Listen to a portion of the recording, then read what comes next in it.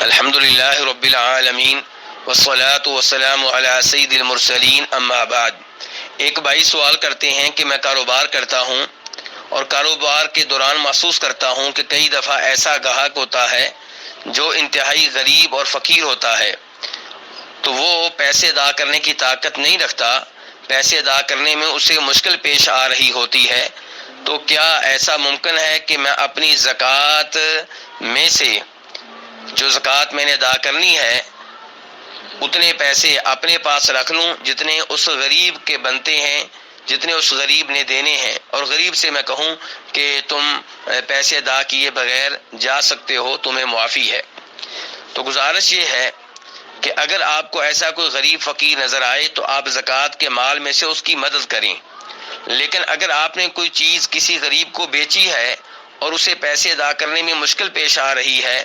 تو آپ زکوٰۃ کے پیسوں میں سے کاٹ لیں، تو یہ درست نہیں ہے، کیونکہ اس کا مطلب یہ ہے کہ آپ اپنے آپ کو فائدہ پہنچا رہے ہیں۔ پیسے آپ کے پھنس چکے تھے اور آپ کو لگ رہا تھا کہ یہ غریب نہیں دے سکے گا، تو آپ نے زکوٰۃ کے پیسوں میں سے اپنے پاس رکھ لیے اور اسے کہہ دیا کہ تمہیں معاف ہیں۔ تو علماء کرام نے اس صورتحال کے عدم جواز کا فتویٰ دیا ہے۔ غریب کو آپ ویسے زکوٰۃ دیں، پھر اس زکوٰۃ میں سے اگر وہ آپ کا قرض واپس کر دے الحمدللہ، واپس نہ کرے تو اللہ تعالیٰ اس کو ہدایت دے، لیکن آپ اس انداز سے زکوٰۃ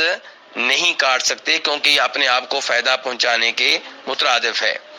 دوسری بات یہ ہے کہ اگر کوئی ایسا گاہک ہے جسے پیسہ ادا کرنے میں مشکل پیش آ رہی ہے، آپ اسے مہلت دیں اور اگر ہو سکے تو اسے پیسے معاف کر دیں، اللہ تبارک و تعالیٰ اس پہ آپ کو اجر و ثواب دے گا، اور یہ بہت ہی عظیم عمل ہے۔ نبی علیہ الصلوۃ والسلام کی ایک صحیح حدیث کے مطابق ایک آدمی کو اللہ تعالیٰ نے اسی لیے معاف کر دیا تھا کہ وہ ان لوگوں کو مہلت دے دیا کرتا تھا جنہوں نے قرضہ ادا کرنا ہوتا تھا، اور اگر کوئی